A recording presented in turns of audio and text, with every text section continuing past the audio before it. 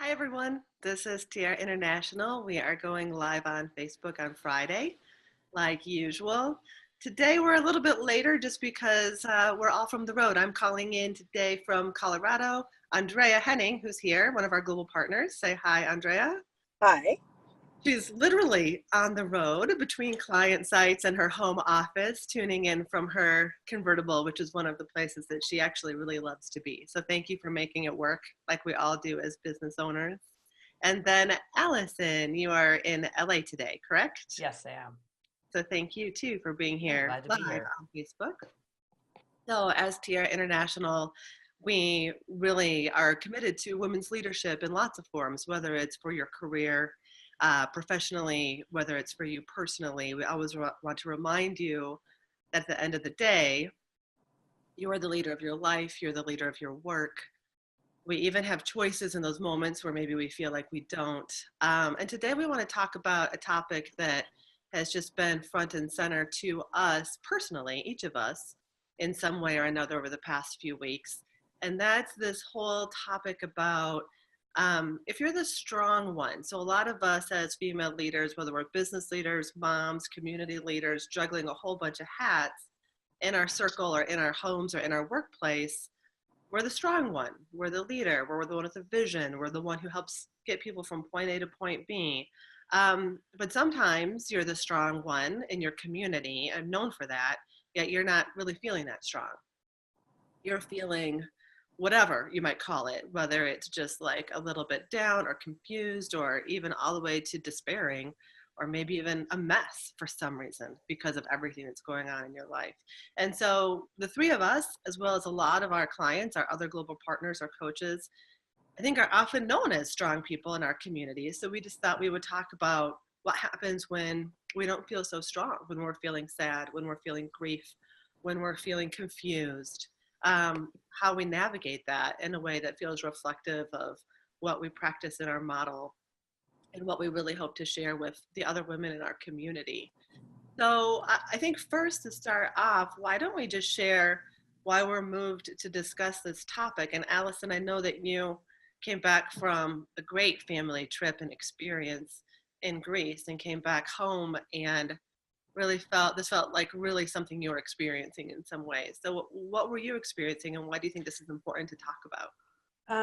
Well, when I came back from Greece, I mean, first of all, just observing, being the person who's in the center of the family and managing all the dynamics, which I think I did a pretty good job of. But I think that had an impact on me. I think when you're the strong one of the things that happens is that you're the person that holds the space for everybody else's stuff. And you often feel like you can't talk about what's going on with you because you've got to hold space for everybody else. And I think for me, honestly, what happened is I came back after doing that for 2 weeks and I found the news of what was happening on the border of Mexico and the United States to be extremely upsetting. And it affected me in a way that maybe almost nothing else that wasn't happening in my immediate life has ever affected me. And I found myself feeling down and depressed and sad and hurt in a way that surprised me. And Mhm. it's a very weird thing to talk about when you feel like you're supposed to be the person who has the answers and has. I think when you're the strong person, a lot of times it feels like you should always have an enlightened answer. Right. You should know how to handle this. You should know what to do. And it's really important to be able to acknowledge your own humanity and your own vulnerability. And I think it actually makes you a better leader when you can really be in tune with the struggles that you're having and what's going on, and to be curious and loving and accepting that that's actually happening to you can really create an opening for you to be able to have a deeper compassion for yourself and others. And it makes you a better leader because you're better able to see beyond the immediate explanations for why something is happening. And then as a leader, I think you're better able to collaborate and coordinate with others to come up with solutions and strategies that are actually connected to what's really going on for people. And Hmm. so I do feel like at the heart of it is that you have to recognize that you don't always have to be strong, Hmm. and that the need to constantly convey that image out there is really takes a toll on you as a human being and as a leader.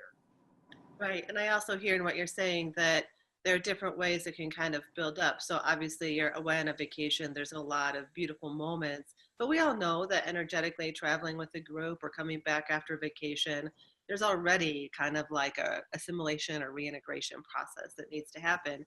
So you're a little bit more prone to having other things just take you even more down or be more confusing or build on how you're already feeling.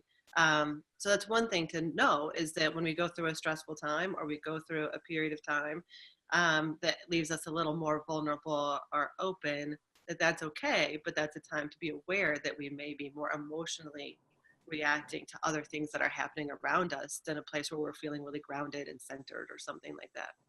And I think Right. that's a really important part of being a leader is being able to acknowledge that you still have places in you where you struggle, where Mhm. you're reactive, where you have negative patterns that are affecting you, and Mhm. that's just part of who you are, and you're evolving like everyone else that you lead.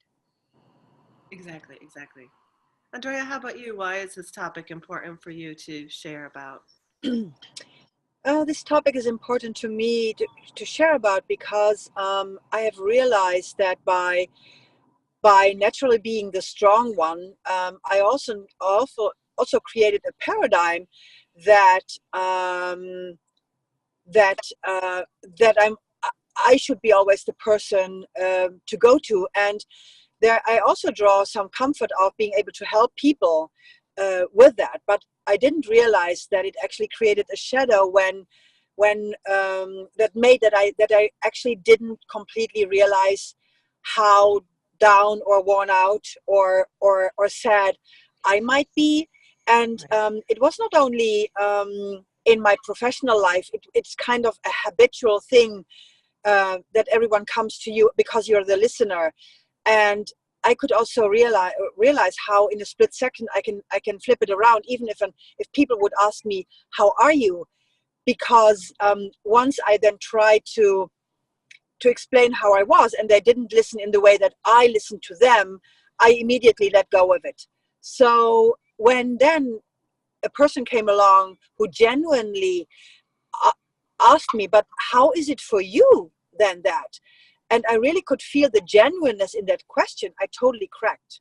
I Hmm. totally broke down there. And I thought, what's going on? And that was actually the starting point of a journey, a very painful journey, to how I have been neglecting my own needs, how maybe also down the road I was not helpable, or that there might have been other people who would have loved to help me, but that's later on. But it was just the how much I neglected a sadness and a need, um, or a comfort that I've been providing for so long for everybody else around me. It was quite a shock.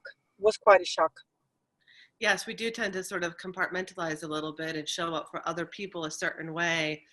And then it doesn't feel the same when we're on our own, and we don't always bridge that gap in terms of being able to share Yeah. authentically our experience. And then when we're in the space of someone like you're saying, who is really empathetic and compassionate and is really hearing us, it can feel almost overwhelming. So Yeah. for those of you who may be tuning in a little bit late, this is Tiara International, and we are talking today about what to do if you're known as the strong one in your company, in your work, or in your community or family, yet you're not feeling that strong. Like, how do you navigate those times? So a couple questions come to mind for me. One is, what is the power in sharing when you're not feeling that strong and you are a visible leader? Where do those moments of openness and vulnerability really actually move something forward? Any thoughts on that, on when and how to do that in a powerful way? Well, I think one thing that's important is when it's really raw for you and you're in a tough place, don't start by sharing it publicly with all the people that you lead. You Mhm. know, don't do it when you're up leading a meeting. That we want to be really selective and think about who are our people, who's in the inner circle, who do we trust, who do we feel like we can be vulnerable with, who won't overreact. or judge us or shut us down or have a reaction that is going to make things worse for us. So I think the first thing we need to do is realize, especially if we have a real buildup of emotion and reactivity and stuff going on, is that we need a chance to actually express it and probably cry or express our anger before we might figure out how to express some of that vulnerability in a more public way if we think that's going to move something forward, for example, on a team or in our business. But to first, with your sort of inner circle, and I think it speaks to a really important part of being a leader, is that we need an inner circle. We Exactly. need at least even a small number of people that we really trust, that we know we can go to, who love us and see us as we are and have room for the whole package of who we are. You know, some people, it can be very jarring to hear a leader and someone they respect and have looked up to as a strong one break down. It can be extremely disorienting for them. Yeah. So that's why I think it's important to think about who's the inner circle. And from there, I think it's easier to make choices about what you do and how you express it and how you talk about it and how it might actually be an opportunity. Yeah, I Yeah. love that. We all do need that inner circle that can relate to us and that we can really unload and not worry about how it lands for Yeah. people. They know at the Yeah. other side of it, they'll have our back. Hmm. Yeah. Yeah. Yeah. Exactly.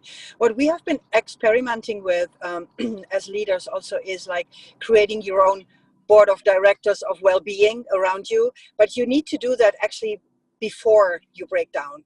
And also like kind of part of the conversation is like, don't let me get away with that, because it's also kind of our shtick to be the strong one all the time. So we also need people around us who we give permission to talk to us, because when you have a breakdown, the truth to hear about is not always easy to hear.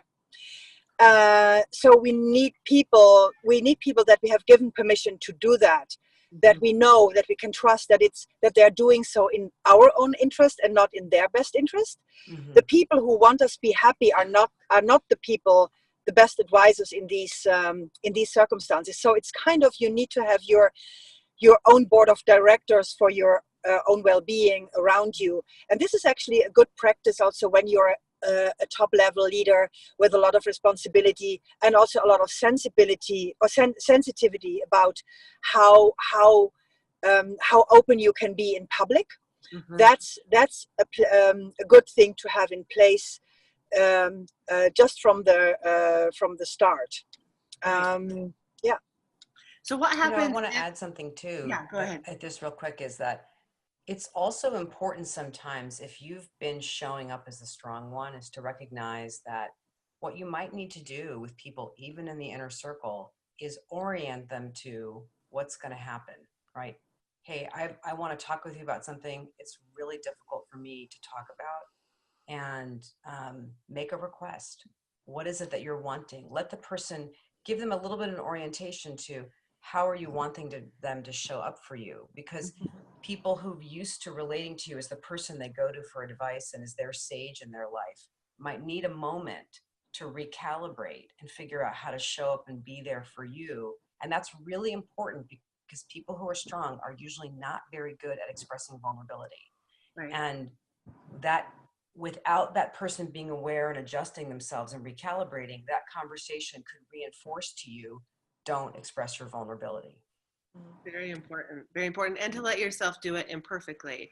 Um, and there may be times when we actually show vulnerability in front of a group or in front of others, and it is kind of messy because we're in that space where we're not feeling strong, and we go into a meeting or we go to a family outing or we do whatever we do, and then something happens and we're kind of a mess, whether we get angry, whether we get emotional, whether we overreact to a thing.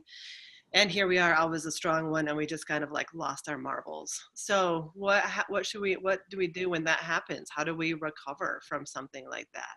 What would you say?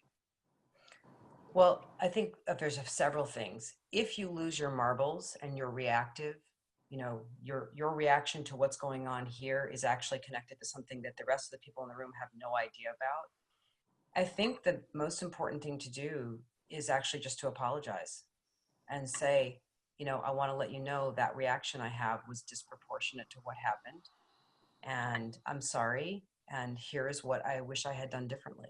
Because that will help the group and you get back to more of a homeostasis much more quickly than just like waiting for time to pass and pretending it didn't happen, which is what a lot of people do, you know. Yeah.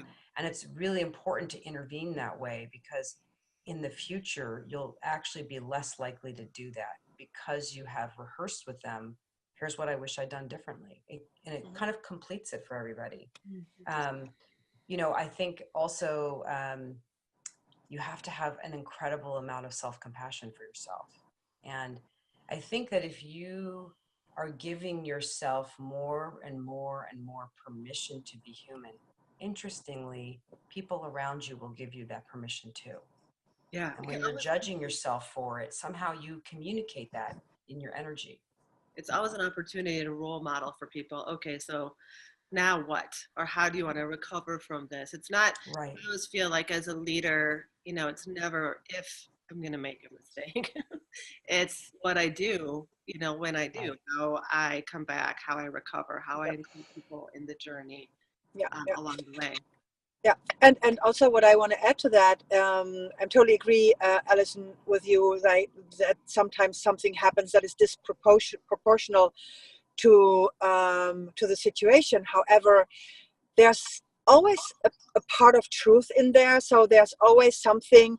Maybe it's let's assume that you lose your marbles with another person, and that person, you have trained that person to be in a certain way with you, and you have put up with that, but you were able to put up with that for quite some time. So actually the outburst can be a great wake-up call for both of you. So, and when you then get very honest also about the fact that it's not only something that you have done wrong, but there's something beyond that that you haven't been able to express, but it shows itself, and be able to speak your truth to this other person, then from the clarity, or you go into a deeper relationship, or something else needs to happen there. So there, it's always the part where there is a truth in both of it. Yeah. And the greatest joy is when you have established a relationship where something like that happens, and the person who's at the receiving end also is kind of open to receive what is the point that they might have missed, but that are relationship that need to be cultivated, and but also see it as a wake-up call, see it as an opportunity to shift something, to break something open. Yeah, I think that's important. So when we're sitting here talking about when we're typically the strong one and we're not feeling so strong, a couple things I'm hearing. One is know when you're more susceptible, when you're already feeling a little bit worn down. Build a community of inner circle trusted people that you can really be totally however with, and then they can feedback and help you get through that process before you actually go public or share with other people. If you do have a moment where you're really reactionary, you feel like you really lose it, get emotional in front of others, both see that as an opportunity to really speak truth, whatever that might look, return to it in a way that's looking for that opportunity, and apologize if needed. Like come back and say, wow, that is not the way I meant to do that. And here's where we want to go from here. Here's what I need to say.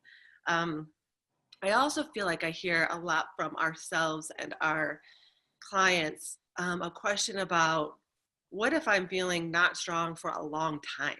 Like, what if it's an ongoing, or it feels like a continuing sense of sadness or lack of inspiration or no motivation or irritation, where it feels like I'm supposed to be the one leading this group, leading this team, holding the space for my family, coaching other people, but I actually don't feel it. I'm not feeling it. And it's going on for a long time. What do we do? How do we make sense of that? What tools do we have? Yeah. I have a client that fits exactly that profile. And what's interesting, and it's somehow tricky what I'm going to say now, because I don't want to take away anything from the feeling and the drama and the pain of it. However, if and their clients are not with you for nothing, that if you kind of can not so much can show them, but that they can see that there's nothing wrong with that either, and it might be a sign that there's something that needs to be shifted very profoundly, even spiritually, that all the stuff that has been working before, how they have shown up, how they have been handling things, just doesn't work, and they cannot go back to that strategies, that it's only going through and it's transformational, and then investigate with them, like, what's the collateral beauty already showing? That's actually one of my favorite words, like that you, even if you don't like it, if still all kinds of stuff goes on, that you have tried to go back to strategies and it doesn't work, like looking at are you already seeing might be the collateral beauty of what's there. What is it that you have been struggling with a long time, but mildly, and really draw on, that's about transformation, and help them not to be so afraid. As if I told this client also, I can tell you that if you let it, if you surrender to it, there is a starting point and there is an end. Even if now it doesn't feels like a never ending, I never get out of that. Mm-hmm. Yeah, beautiful. You were reading my mind. That was amazing what you just said, because I was thinking something so similar.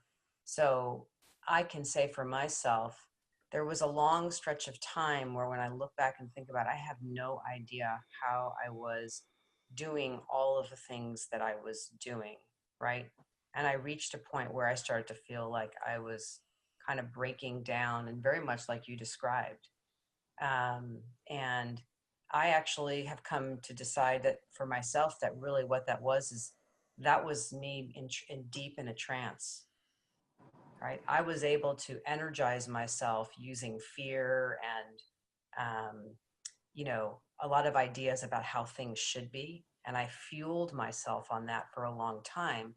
And as I have evolved as a human being and psychologically, emotionally, spiritually sort of awakened and been on kind of a healing journey, and those trances started to fall, all of a sudden I was left with like, feeling exhausted or feeling like I can't do it anymore. And I think there is a phase where oftentimes as things are evolving and transitioning for us as leaders, is that the way that we operated as a strong person, exactly what you said, it expires.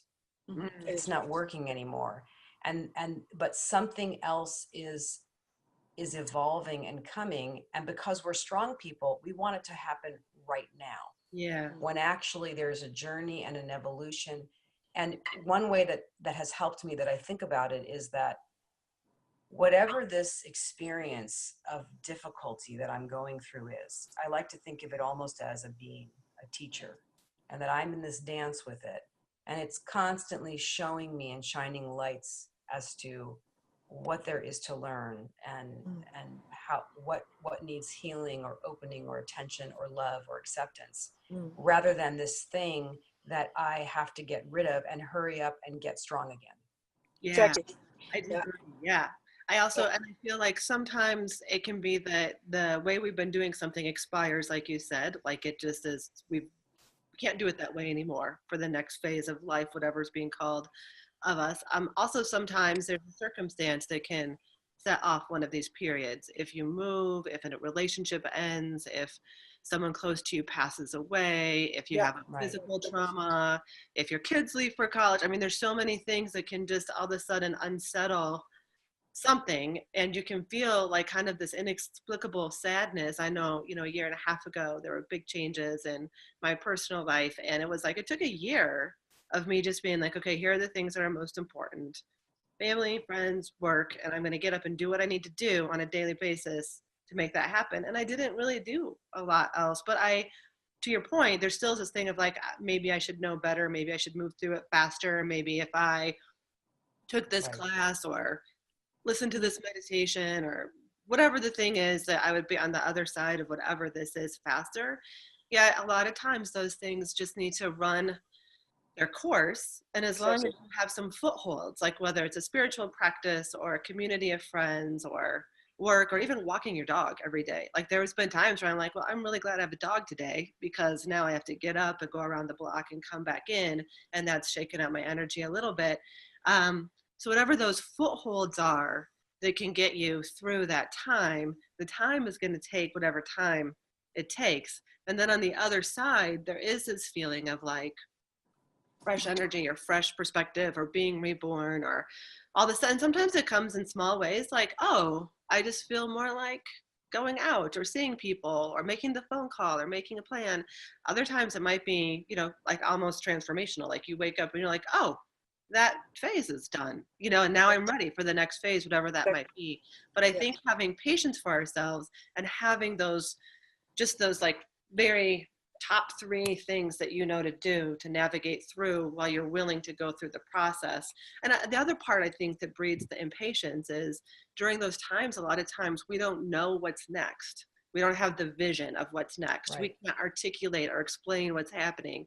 And so a lot of times as strong people, if we have the vision or we have a timeline or have a milestone, then we can get there. But when it's like, I don't know how long this lasts, I don't know what I want next, I'm not sure what the future looks like, it can feel really scary. Mm-hmm. Having patience to navigate sort of that gray area and Yep. wait for the time where it starts to feel like that creative and visionary thing is being re-stimulated is really important. Exactly. And when it comes to leadership, actually, the real role models, they have woven it in. And that to the point, Alison, that we have talked before, like there is a moment when you really have been through it, but you still remember that it's hard, and when then the really compassion for our humanness and other human beings hit in, then you actually have a story that can inspire others, where you let yourself see in your own vulnerability without feeling that weak about it. And the best role models in great corporations, the best talks I've seen from leaders, they have been through these things. They have navigating that. They are not denying that, and they are the most inspirational role models for others. And it's so human. It's Right. really part of the human journey of growth.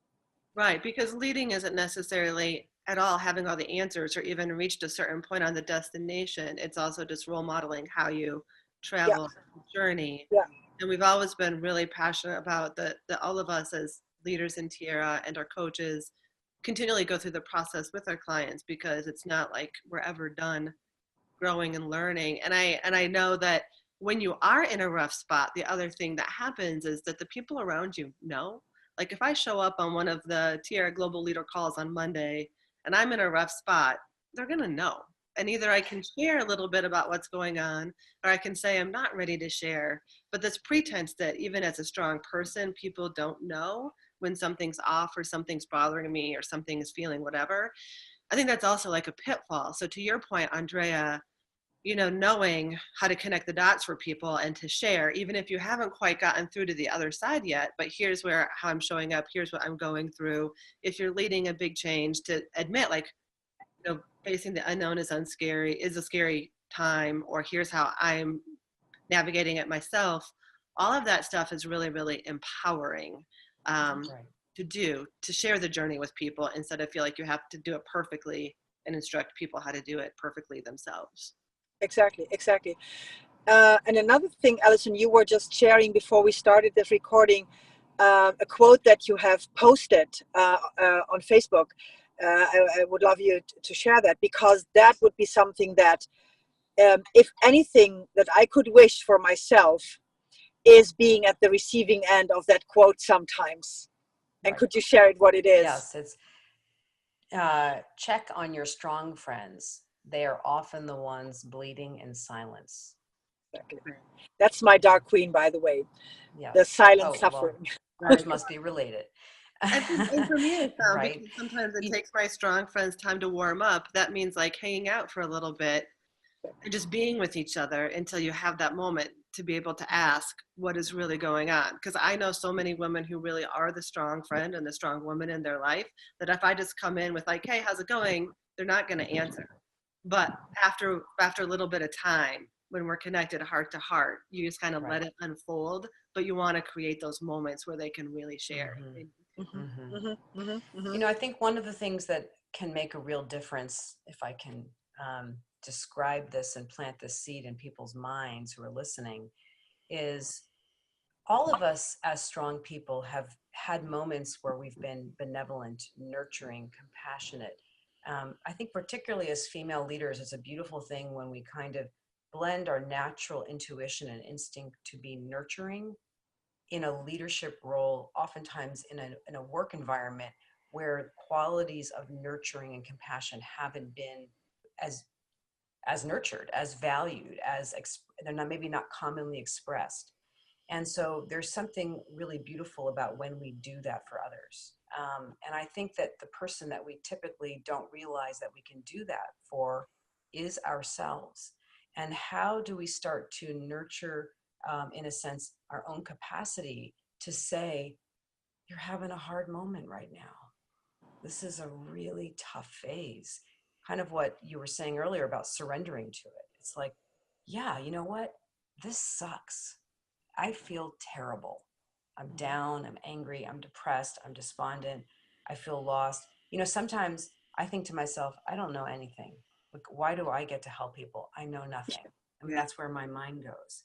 And Right. to be able to not say immediately, oh, no, you know lots of things, you're fine. That doesn't work for me. But rather to show up and almost hear a voice in me that says, yeah, sometimes it feels like that. This is Alex, hard. I do have a question for you, because I think we also get this question from our clients a lot and our friends, which is, when do you seek professional help when you're feeling bad? I mean, professional help can look a lot of different ways. It can be a Right. support group, it can be a coach, it can be a therapist. But I think a lot of times when we're in these times for ourselves, we actually worry about, like, am I crazy? Do I need help? Am I alone in this? Is this too dark?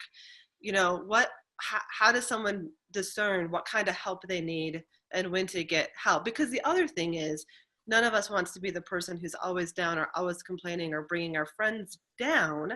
And of course we want to share and be open and vulnerable, but how do you make that choice? How do you know who to look for and how to do it? Yeah, I mean, there's probably lots of different avenues people can pursue. I think, and sometimes, to be perfectly honest, you don't know what the right choice is. And the way to figure it out is by trying something and seeing how that goes. I mean, I would say if you find yourself starting to get dark, starting for the conversation about being a fraud and starting to feel like it's all been BS, kind of conversation, it is definitely time to reach out, because those kinds of thoughts can get very dark very quickly. And I think, the reality is a lot of people who are in leadership roles can actually be the ones who end up committing suicide out of the blue. And it is totally shocking to the community because they thought they were the strong one. And that their thinking started turning dark and getting poisonous thoughts towards yourself. And that's something that happens to many of us walking on this planet. If that starts happening, you absolutely want to get help, because what starts to happen when we're really not doing well is that we start looking for a permanent solution to a temporary situation. Right. It doesn't feel temporary, right? But I think that, I mean, I'm a big advocate of therapy. I think it can be incredibly helpful and healing. And especially if you feel that you have not done a lot of work to untangle how the past may be impacting you. I think if you have a lot of challenges at work and you feel like a big part of what's going on is the struggle of how to lead in a way that works with changes in your company, changes in personnel, changes in your own life, it's definitely worth trying coaching. That can be a very effective way to get some insight and awareness as to how you're showing up and what's going on, what your belief structure is, and how that's working or not working. Yeah. And I think for some people, it might be, the simplest thing you can do, honestly, anyone, no matter what you're struggling with, if you're the strong one, is there is an incredible amount of free material online, podcasts and YouTube and all kinds of, wonderful teachers. And I encourage people to just try listening to as many things as you can and see what speaks to you, because that might help you determine what direction to go in. Right. I frankly will be honest, I don't know how anyone is a leader in an organization or, of a lot of people without having a therapist, a coach, or Right. some kind of teacher or teaching in your life. I think it's extremely challenging to do it without it. I would not do it without it, Right. personally. I think the bottom line is, like, ask for help, start, no matter what the case is. And that, I love what you said about, if the first thing you try doesn't work, instead of going to, well, it's hopeless, or my case is unique, or whatever, try the next thing. I know I've had a lot of success just following just different things that have occurred at those times. Like someone mentions a book or someone mentions a class or someone mentions a Right. thing. And I'm like, oh gosh, let me just try that next. But just You thinking, know, and I think, Betsy, one of the most important things that we also need to do is we need to recognize that during these difficult times, part of what's going on is that we actually have a body and a nervous system that's screaming out to us to please take care of it, to have some time in silence, or time for exercise, or time to cry or lay on the couch wrapped in a warm blanket. That our nervous system is often screaming out at us, you've been living and running your life in fight or flight, and I can't take it anymore. mm-hmm, Please slow down, please take care of me. So I encourage everyone also in those difficult times that your body often has been being ignored for a long time because you've been a good soldier and been strong. And it's going to start to have symptoms, aches, pains, headaches, stomach problems, getting into big fights with people in your family for no reason. I mean, all those kinds of things are signs that you've been neglecting your own well-being and your nervous system. mm-hmm. I think it's important for us to also be talking more openly about mental health, not making it feel like such a Yeah. behind closed doors thing or something that you have to suffer through privately, and just talking about our journeys, which I think helps too, to make it feel like it's more Absolutely. part of the journey and not like a problem that, Yeah, I think, and in that, and that was the third option about groups coaching or being in a program together with people, even if it's not starting with a problem, but just like, oh, there, I just want to know who I am in more depth, because I just feel that this is something that that I'm curious about, and then being in this group together, like the moment that we start to talk about what's not so perfect, like there's always this big aha, you too, I wouldn't have, but you are also that, fill in the blank. So it's like the people, it's incredible how we still believe the facade, and it's so comforting when we start to come up with what's going on, that, for instance, that I think, especially when you have turned past 16, I don't know one who has just kind of flirting with the concept of how would it be if I take my life. Like there is, and some maybe even more serious, and so just to have this honesty about what's going on behind the facade in a safe place, without being sucked in the drama of it, is just liberating. yeah, very much so. Yeah, and I feel very lucky to have a group of, friends and sisters and colleagues and clients who definitely fit the category of strong women, but are still also very open-hearted. And when they are ready, really do share about Yeah, their journeys and know yeah, that we're here for each other no matter what. So um, I feel pretty lucky to have yeah, that. Less. yeah. Yeah, yeah, yeah.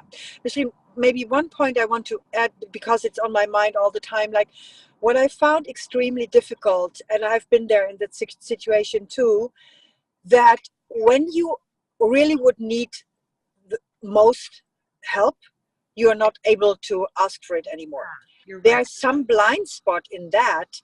That's just incredible. I was the most unhappiest, and I didn't even realize, and there was no one noticing or asking a question, or, and that's also part of my own mission, to have an eye for other people, to see what's going on with my neighbor, because when it really comes to shove, we are not able to reach out for help. Yeah, it's a really good point.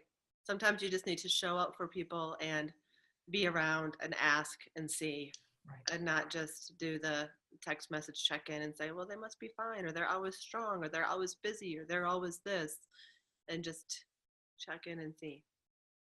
For me, and that just leads me to a thought, and then maybe as a closing, we can all go around and whatever final either piece of advice or wish or tip that we would give people, we can do that to close out.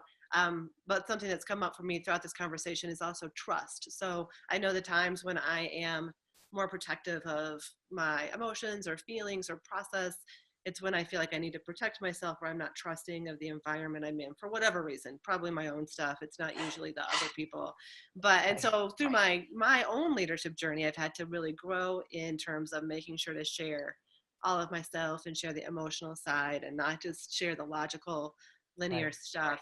And for me, a lot of it is just trusting, like trusting myself that my process is okay, even if it's kind of messy, trusting other people that they are interested, that they will listen, you know, trusting myself and other people to not let it get too big or too small. But there's that part of it too. It's like, how can we get into that place of trusting of ourselves and others so we feel that connection?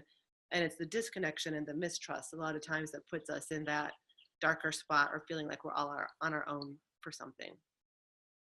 And it's a good reason, like that we could do a whole other talk on boundaries, probably. But so it's like for good reason that we have some of that built up. That's true. Yeah, you know, for me, it's been more about how do you become more and more open. So yeah, so let's, for each of us, what is one thing that we want to leave people with as we close out this conversation on, even if you're the strong one, how to navigate those times when you're not feeling so strong? Yeah. Who has something? I would say, like, if you listen to this and you think, oh, I'm not the strong one, you are, absolutely. And if you think, oh, I'm the strong one, yes, you are. And then you also know that you need comfort and you're not always strong. So we are both. That's what I would say. And we need to embrace that and to see that. Yeah. Awesome. I would say something very similar, which is to recognize that the sadness or difficulty or challenges that you're experiencing inside yourself and all those difficult emotions are just part of being human. They're part of the whole package of who you are, and really being tender-hearted with yourself and with those emotions actually really does strengthen who you are as as a leader from the inside out, in a way that, you know, trying to repress or push away or believe that you shouldn't have those things, you'll never be as strong as you possibly could be if you actually are loving and tender and accepting of all of whatever's showing up inside yourself. Yeah. And I think to build on that, I would just say to not be afraid to spend that time with yourself, whatever that looks like. Sometimes that may be just sleeping, to recuperate for something if you're sleeping a little bit more, taking a random nap. Sometimes it's walking, sometimes it's sitting. And I know there's times where I've been afraid, like I don't really want to be alone with myself because I don't know if I can handle the emotion or like the thing or like whatever. But on the other side of it, it always feels really, really good. So to be able to embrace that moment of pausing and reflecting and being with all of it, and then reconnecting with people who you know will support you through it. Awesome. Well, thanks you guys for this conversation. For those of you listening, again, this is Tiara International. We provide women's leadership development in lots of ways. And today, Andrea, Allison, and myself, we talked about how even if you're the strong one, you can navigate those times where you're not so strong. And you can learn more about us on our website, tiara-leadership.com. And if you like this, you can check out our YouTube channel, subscribe to that, and you'll see new videos each week. Or also like and follow our Facebook page where you'll be prompted whenever we go live. So thank you very much, and we'll see you next Friday. Yes. Thank you. Bye. Bye.